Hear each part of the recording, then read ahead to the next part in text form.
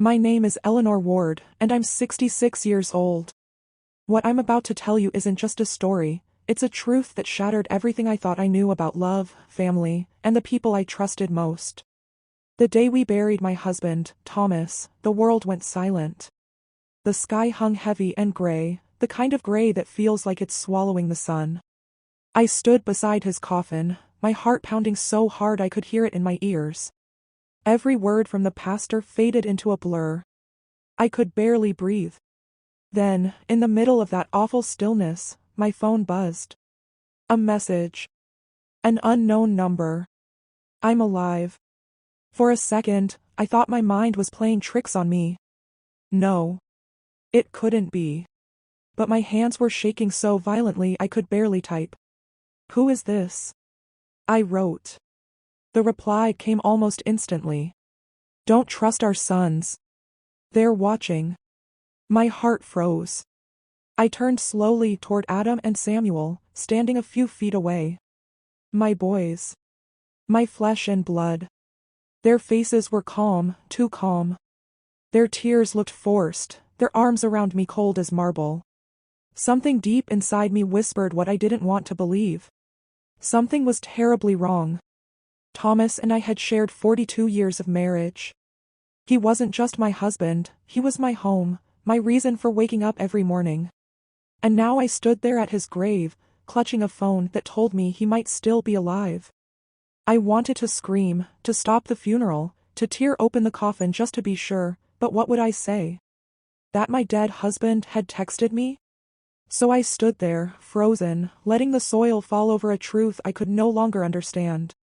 As the final prayer faded, my mind drifted far away, back to the first day I met him. To Maple Hollow, the quiet little town where our love story began. I was 24 back then. Life was simple, and hard in all the ways that small-town life usually is. I worked cleaning houses to take care of my mother, who was too ill to work. We lived in a little cottage near the edge of town, where the nights smelled of pine and the stars were so bright you could almost touch them. Thomas ran the bicycle repair shop on Main Street, a small wooden building with peeling paint and a bell above the door that jingled every time someone walked in. He was known for fixing what everyone else said was beyond repair. Maybe that's what drew me to him, that quiet patience, that belief that everything broken could still be mended. I remember the morning he first spoke to me. It was a Tuesday, the kind of morning that feels ordinary until you realize it changed your whole life. I was walking toward the market in a faded blue dress, carrying a basket of laundry for Mrs. Keene, when Thomas stepped out of his shop. His hands were streaked with grease, and the sunlight caught in his hair as he smiled, shy, a little unsure of himself. "Morning, Miss Eleanor," he said softly. "Need me to take a look at your bike?" I laughed. "I don't have one." He grinned. "Then I guess that's something I'll have to fix." That one moment was the beginning of everything. We started talking every time I passed by his shop, about the weather, about the town, about dreams too small to seem important at the time. But somehow, those tiny conversations built a bridge between two lonely hearts. Soon we were meeting under the big oak tree in the center of town. He'd bring me apples, and I'd bring biscuits I baked that morning. We didn't have much, but we had laughter, we had hope, and that was enough. Within a year, we were married in the small church by the river. No grand dress, no music, no luxury, just love, simple and pure. Afterward, we walked barefoot down to the water, holding hands like two kids with nothing to lose. Life in those early years wasn't easy. We moved into a little two-room house with a tin roof that leaked when it rained. We'd place old pots across the floor to catch the drops, laughing as thunder rolled outside. Thomas would say, "It's just the sky reminding us it's alive," and I'd believe him. We worked hard. He fixed bikes from dawn to dusk, and I sewed dresses for the ladies in town. Money was scarce, but joy was abundant. I used to think happiness looked like diamonds and big houses, but back then I learned it's something quieter, the sound of laughter in a small kitchen, the warmth of two people who never give up on each other. When our first son, Adam, was born, Thomas cried like a child. I'd never seen him cry before. He's got your smile, he said, brushing a tiny hand with his calloused fingers. 2 years later, Samuel came into the world, gentle, wide-eyed, always clinging to his brother's side. Those were the years that glowed, even now, in my memory, years full of river picnics, birthday cakes that leaned to one side, and Sunday mornings that smelled like coffee and fresh bread. Thomas took the boys fishing every weekend, their laughter echoing across the water. I would watch them walk home at sunset, his big hands holding both of theirs, and think, this is what forever feels like. At night, when the boys were asleep, Thomas would hold my hand and whisper, "We did good today, didn't we, Ellie?" And every time, I'd smile and say, "Yes, love. We did." But time changes everything quietly, like rust spreading on iron. As the boys grew, so did the distance between us. Adam was restless from the start. He wanted more than the shop, more than our simple life in Maple Hollow. He'd look at our home and sigh. Why do we live like this? Other families have cars, nice things. Thomas would answer calmly, because, son, we have what we need. But enough was never enough for Adam. And Samuel, who always followed his brother's lead, began to see the world the same way. When Adam turned 18, Thomas offered him a job at the shop, a chance to learn something steady, something real. But Adam just laughed. I don't want to fix rusty bikes all my life. I'm going to be someone important. Those words cut deeper than he knew. Thomas didn't say a word, but that night I found him sitting on the porch, staring at the stars. He doesn't see it yet, I whispered, wrapping my arms around him. Thomas nodded. He will someday. I just hope it's not too late. But it was. It always is. Adam left for the city soon after, chasing success. Samuel followed a year later. Both of them built lives filled with numbers, meetings, and money, the kind of life Thomas and I had never even dreamed of. At first, I was proud. My boys had broken free of the small-town struggle. But over time, pride turned to ache. Their visits grew shorter, their calls fewer. When they did come home, they arrived in expensive suits, smelling of cologne and ambition. They'd glance at our little home with polite pity.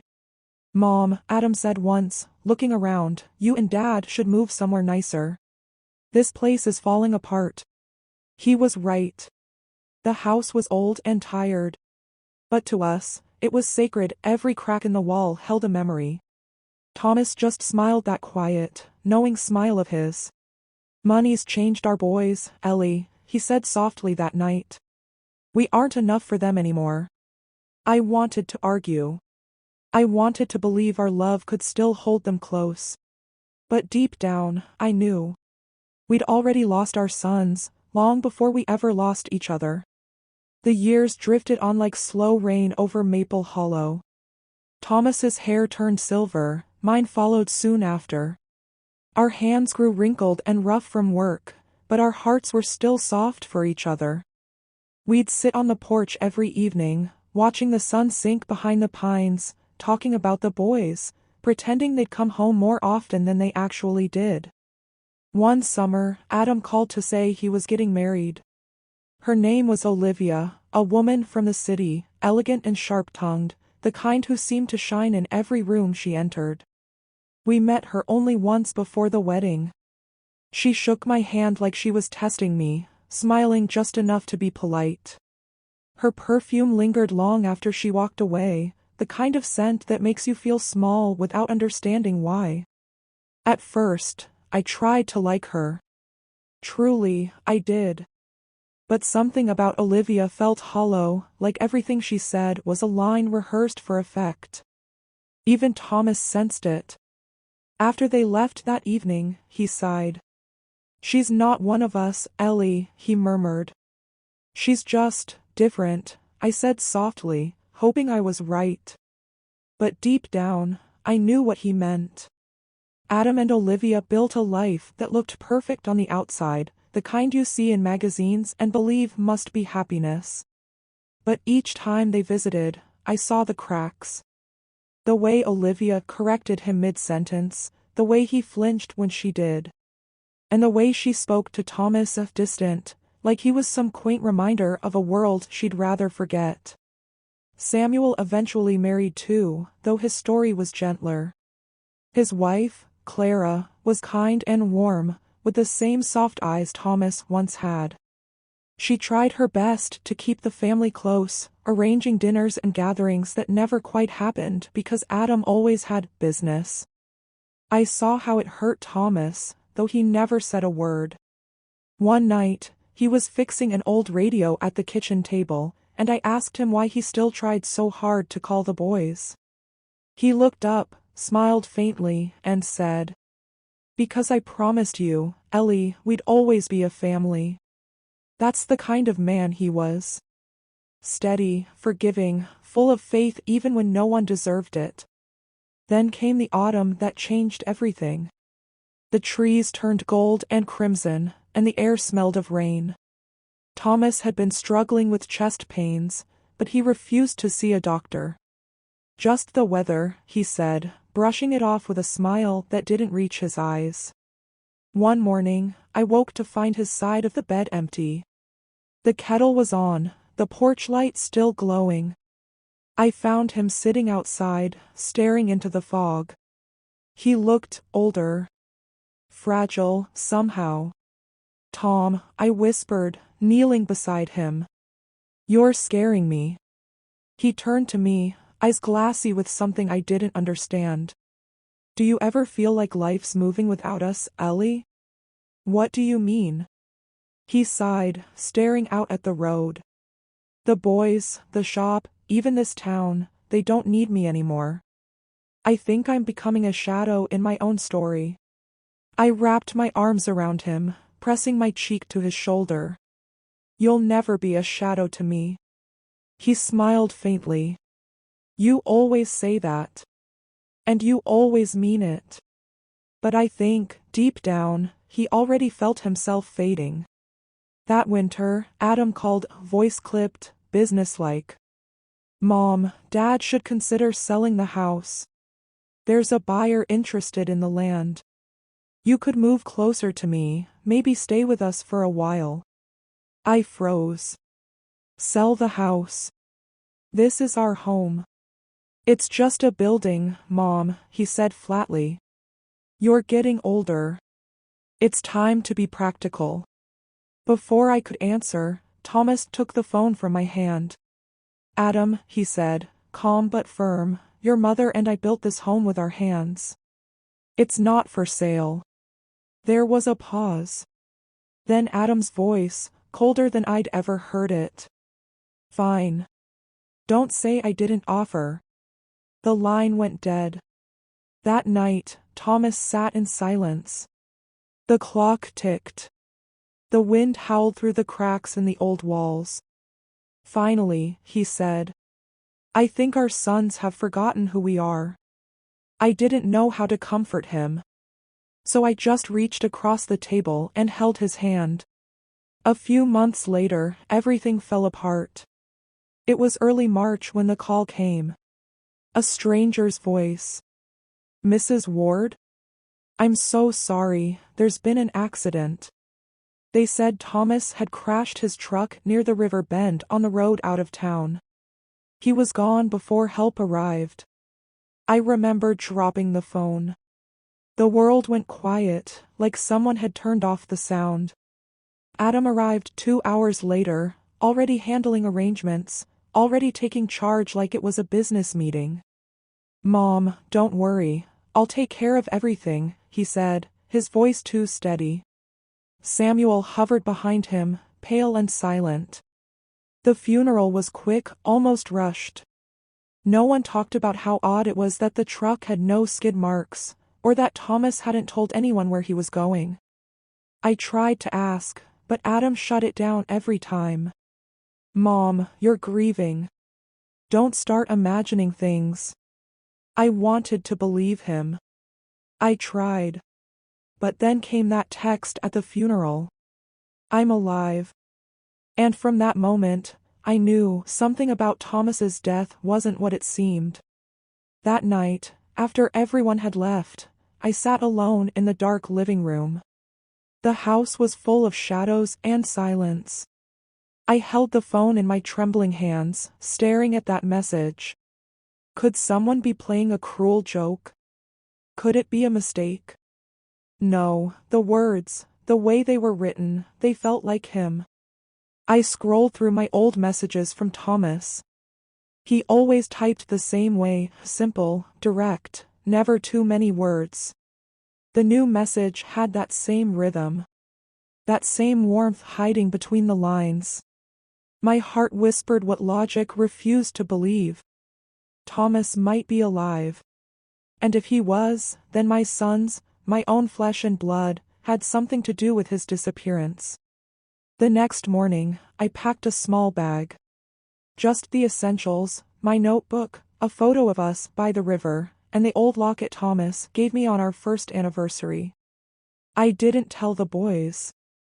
Didn't tell anyone. I just locked the door behind me and stepped into the cold morning air, whispering to the wind. I'm coming for you, Tom. I didn't know where I was going. Only that I had to start somewhere, even if it meant uncovering a truth that could destroy everything I had left. The road out of Maple Hollow stretched like an old scar, cracked, faded, and full of ghosts. I drove Thomas's rusted pickup, the one he'd fixed 100 times before. It groaned with every mile, but I couldn't bear to leave it behind. It was the last piece of him I still had. The sky was low and gray, and the rain came down in thin, uncertain streaks, like even the heavens were hesitant. I followed the route the police said he'd taken that night, the same one that ended near the river bend. Each turn of the road felt heavier, slower. When I reached the spot, my hands froze on the wheel. The guardrail was still bent, the earth still torn where the truck had gone down. But something was wrong. The slope was too shallow, the trees too dense, the kind of place where no one could have lost control that easily.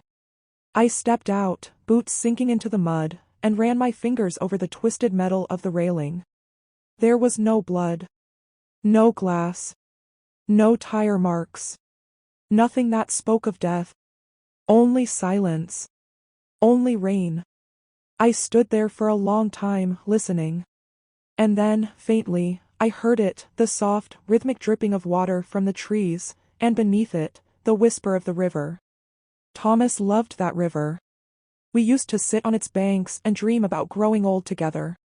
Now, standing above it, I couldn't shake the feeling that he'd never fallen in. That maybe he'd walked away. At the sheriff's office, I asked for the report.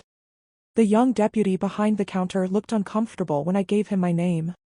Mrs. Ward, right? The accident case? Yes. I'd like to see the full report. He hesitated. You'll need permission from your sons. They handled the case on your behalf. My sons? He nodded, avoiding my eyes. Mr. Adam Ward signed off on the closure. Everything went through him. My stomach dropped. Closure? I whispered. Without a body? He shifted in his seat. The current was strong that week. The body likely washed downstream. The report says recovery wasn't possible. I stared at him, unable to speak. I remembered the river that day, calm, shallow, barely knee-deep in most places. Strong current? No. That was a lie. Someone had wanted this case buried. Someone with power, money, and my last name. I drove to the old bicycle shop, our shop. It was boarded up now, dust on the windows, the old sign barely hanging by a nail. The smell of grease and wood still lingered in the air when I stepped inside. It felt like walking into a memory. I ran my hand over the workbench, over the small carvings Thomas had made years ago, initials, hearts, dates. That's when I saw it. A torn piece of paper pinned beneath a wrench. Faded, yellowed, but still legible. It was a receipt dated 2 days after his supposed accident. My breath caught. The handwriting was unmistakably his. Paid in cash, TW. He'd been alive. I sank onto the stool, trembling. The world spun around me. All those sleepless nights, the grief, the emptiness, and all this time, he might have been out there. But why hadn't he come home? Why would Thomas disappear, and why warn me not to trust our sons? That night, I stopped at an old roadside motel. The walls were thin, the bed smelled faintly of dust, but it was quiet. I locked the door and sat in the dim yellow light, reading the message again and again. I'm alive. Don't trust our sons. They're watching. Every time I read it, a new chill crept through me. If it really was him, he had to be in danger. And if Adam and Samuel were involved. I wasn't sure I wanted to know how deep that danger went. I thought about Adam's strange calm at the funeral. About how he'd taken charge of everything, the death certificate, the cremation papers, the insurance. And Samuel, quiet, nervous, looking like he wanted to speak but couldn't. Maybe he knew something. Maybe he'd been forced to stay silent. I decided to find him first. If Thomas was alive, Samuel would crack before Adam ever would. When I reached Greendale, where Samuel and Clara lived, I found their house dark except for the faint light of the kitchen. I knocked softly, and after a pause, Clara opened the door, her face pale with surprise. Eleanor? Oh my God, come in. She looked tired, thinner than I remembered. Her hands trembled as she poured tea.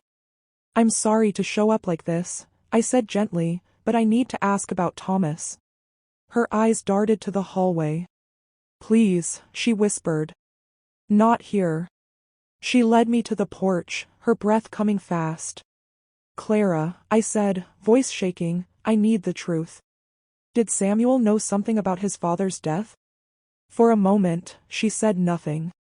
Then her eyes filled with tears. Eleanor, he wanted to tell you. He really did. But Adam, he made him promise. Promise what? That he'd keep quiet. That he wouldn't ask questions. Why? I pressed. Why would Adam do that? Clara looked at me like she was about to break. Because your husband didn't die by accident. And Samuel's been living with that guilt ever since. My breath caught. What do you mean? But before she could answer, the sound of a car pulling into the driveway froze us both. Headlights swept across the porch. Clara's voice dropped to a whisper. He's home. Please, don't say anything. Samuel stepped out of the car, looking startled to see me. Mom, he said, setting down his briefcase. What are you doing here? I forced a smile. Just passing through. Thought I'd visit. But his eyes betrayed him, wide, wary, full of something like fear. When he hugged me, I felt how fast his heart was beating. At dinner, the air was thick with things unsaid. Clara barely touched her food. Samuel kept glancing at her, then at me. Finally, I couldn't hold it in any longer.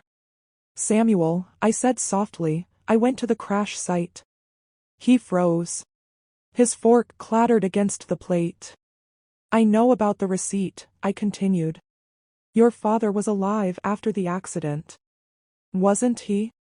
He looked down, hands trembling. Mom, please. You don't understand. Then help me, I whispered. Make me understand.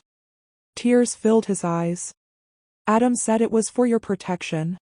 He said Dad was into something dangerous. That if you knew the truth, you'd be next. My heart stopped. Dangerous? What kind of dangerous? But before he could answer, his phone buzzed on the table. He looked at it, and his face went white. He stood abruptly, pocketing it. I have to go. Samuel. He was already out the door. Clara grabbed my hand, eyes wide with terror. He's not coming back tonight, she whispered. Whatever Adam's involved in. Samuel's trapped in it too. That night, I couldn't sleep. I sat by the window, watching the streetlights flicker across the quiet neighborhood. My hands wouldn't stop shaking. Every memory I had of my family, every warm Sunday dinner, every laugh, began to twist into something darker. Maybe Thomas had found out something about Adam's business. Maybe he'd tried to stop him. Maybe that's why he vanished. And maybe that's why he was still hiding. The next morning, I packed my bag again. Clara begged me to stay, but I couldn't. Not until I found him. Not until I knew the truth. Before I left, she pressed something into my hand, a small folded note. I found this in Samuel's drawer, she whispered. I think it's from Thomas. I opened it once I was back in the car. The handwriting was shaky but familiar.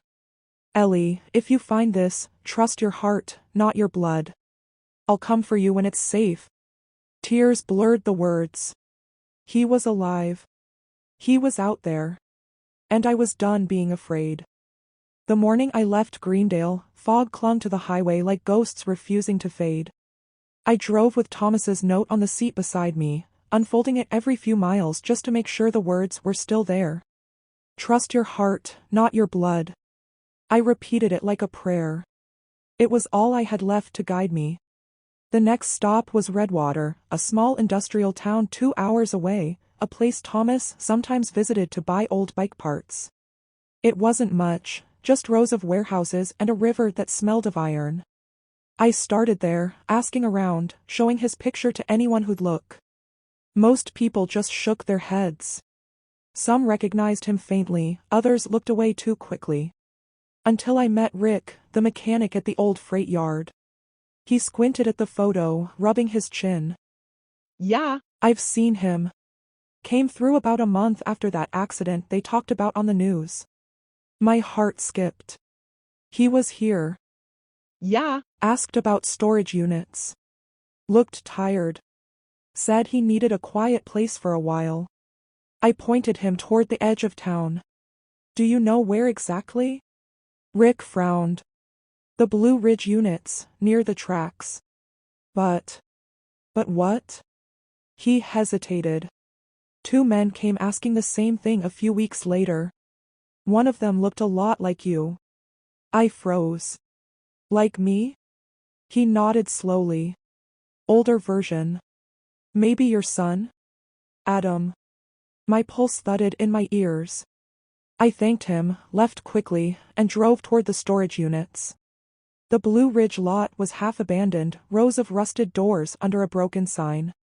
Most were empty, padlocks hanging loose. But when I reached Unit 47, something pulled me to a stop. The lock was new. And on the door, faintly scratched into the paint, were 2 letters, EW. My hands trembled as I broke the lock. Inside was a small cot, a wooden desk, and a tin box. The smell of oil and dust filled the air. On the desk sat a notebook. Thomas's handwriting covered every page, dates, places, and notes written in his neat, careful style. He'd been following something. And then I saw it, my son's names. Adam, involved with G&H Holdings. Samuel knows but is afraid. Don't trust the company. Dangerous. There were phone numbers, names I didn't recognize, and one final line written in a rush. If I disappear again, tell Ellie the truth is with Olivia's father. Olivia's father? I hadn't thought of him in years. I only met him once, at the wedding. A quiet man, polite but distant. His name was Richard Vale. He owned a construction firm in the city. Why would Thomas write that? I closed the notebook, heart pounding. Whatever Thomas had uncovered had forced him into hiding, and Adam was somehow involved in it. Back in my motel room, I tried calling both my sons.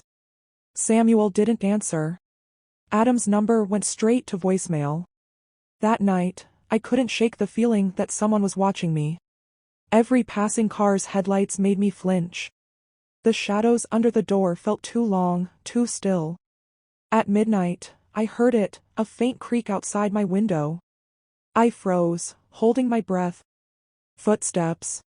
Soft, deliberate, moving toward the door. I grabbed the motel phone to call the desk clerk, but before I could dial, the footsteps stopped. Silence. Then, under the door, something slid across the floor, a folded envelope. I waited until the footsteps faded before picking it up. Inside was a single piece of paper.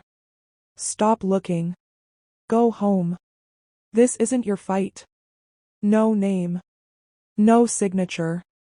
Just those words in Adam's handwriting. The next morning, I drove straight to the city. If Adam wanted me to stop, that meant I was getting close. I found Richard Vale's office downtown, sleek glass walls, marble floors, the kind of place that smelled like money and lies. The receptionist smiled, professional and cold. "I'm here to see Mr. Vale," I said. She glanced at her computer. "He doesn't take unscheduled visitors. Tell him it's about Thomas Ward." That made her pause. Within minutes, I was led to a private office overlooking the skyline. Richard Vale was older now, his hair white, his posture stiff. But his eyes, sharp, calculating, hadn't changed. "Mrs. Ward," he said smoothly, standing to shake my hand. "It's been a long time." I didn't waste words. "You knew my husband was alive after the accident." He studied me for a moment, then sighed, lowering himself into the chair. "Thomas was a good man," he said quietly. "Too good. He found out things he wasn't supposed to." "What kind of things?" "Your son's company, G&H Holdings, isn't just about real estate, Eleanor. They've been laundering money through construction contracts. Thomas discovered it when one of their accounts linked back to Vale Industries." My pulse quickened. "So he went into hiding?" "Yes," Richard said, leaning forward. "He came to me. I told him to disappear until I could fix it. But Adam found out. He sent men after him." The room tilted. "My son. I warned Thomas not to contact you," Richard continued. "But he couldn't help himself. He left you that message at the funeral because he thought Adam might harm you next." My voice broke. "Where is he now?" Richard hesitated. "I don't know. Last I heard, he was headed toward the coast, a small town called Harborfield. He was supposed to meet a contact there. After that, nothing. When I left the building, the city lights felt too bright, the air too heavy. My own son. The boy I'd once rocked to sleep. The man who had called me mom with such love. And now, he was capable of chasing his father into hiding." As I drove away, a car began following me, silver, unmarked, headlights dimmed. It stayed behind me for miles, keeping just enough distance. At the next gas station, I turned sharply, pulling into a side road and killing the lights. The car passed slowly, then disappeared into the dark. I sat there shaking, gripping the wheel until my knuckles went white. Thomas had been right. They were watching me. The next day, I headed toward Harborfield, a quiet coastal town with salt in the air and gulls crying over gray waves. I asked around about a man named Thomas Ward. Most people said no. But one old fisherman looked up from his net, eyes narrowing. "Ward." "Yeah." "Stayed down the pier for a bit. Rented a shack. Kept to himself. Always wore that old brown coat. Disappeared a few weeks back, though." My throat tightened. "Did he say where he was going?" The man shook his head. "No, ma'am. But he left something behind. Said if a woman named Eleanor came asking, I should give it to her." He reached into his coat and handed me a small envelope, weathered by sea air. Inside was a photograph, Thomas and me, taken the year we married. On the back, he'd written, "If you found this, it means I couldn't come back. But don't lose faith. The truth always finds its way home." Tears blurred the photo. My heart broke all over again. He'd been here. He'd tried to reach me. And maybe, just maybe, he was still alive. That night, I stood by the water, the wind cold on my face. The waves crashed against the rocks like whispers from another life. Somewhere out there, my husband was still running, from our son, from a secret too dark to name. And as I stared into the endless dark horizon, one thing became clear. I would not stop until I found him. even if it meant facing the truth I was most afraid of. The next morning, the sea looked softer, almost forgiving. But I knew better. The ocean keeps secrets, it swallows guilt, hides bodies, erases trails. And somewhere beyond that gray line between sky and water, I felt Thomas's presence, faint but alive. I went back to the fisherman's dock. He gave me another clue, a piece of folded paper Thomas had left inside the shack. It was damp, the ink smudged, but I could still make out the words. Vale was right. Don't trust anyone connected to Adam. If I don't return, follow the signal tower west of the cliffs. That was all. No signature, no date. But it was enough. The cliffs were a 20-minute drive from the harbor. I parked near the edge, where the land dropped steeply toward the restless water. The signal tower stood alone against the sky, rusted and silent. I climbed the narrow steps, each one echoing in the wind. At the top, there was an old maintenance shed, locked. But the padlock was new, just like the one at the storage unit. My heart pounded as I forced it open. Inside, the air smelled of salt and metal. A single lantern flickered, lighting the walls covered with maps, documents, and photographs. And there, pinned at the center, was a photo of Adam, shaking hands with a man I didn't recognize. Below it, Thomas had written in bold letters, "Proof of laundering complete. Vale's files confirm. Adam compromised." I stepped closer, my breath catching. There were bank receipts, offshore account numbers, contracts bearing my son's signature. And one more, a photo of Thomas himself, taken from a distance, as if by someone following him. The door creaked. I spun around. Adam stood there. For a moment, neither of us spoke. The sea roared below, and the wind rattled the thin metal walls. His face was pale, tired, but his eyes still carried that sharp, restless spark I remembered from when he was young. "Mom," he said quietly. "You shouldn't have come here." "Where is he, Adam?" My voice was steady. "Where's your father?" He looked down. "He's gone." "Gone?" I stepped closer. "You killed him, didn't you?" His head snapped up. "No.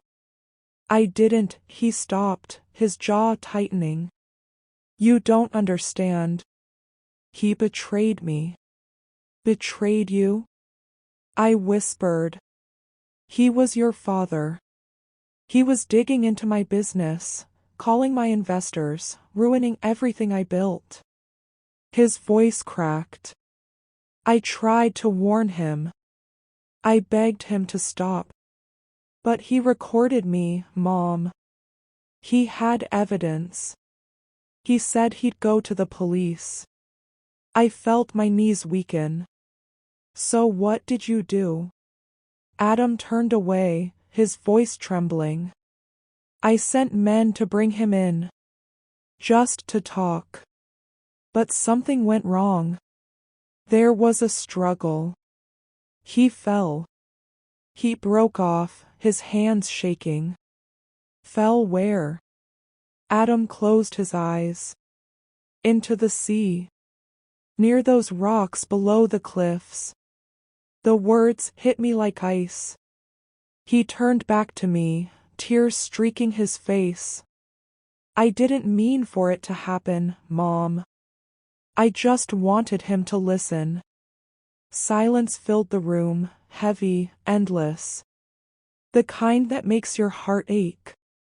I took a slow step toward him. "And you let me believe he was alive?"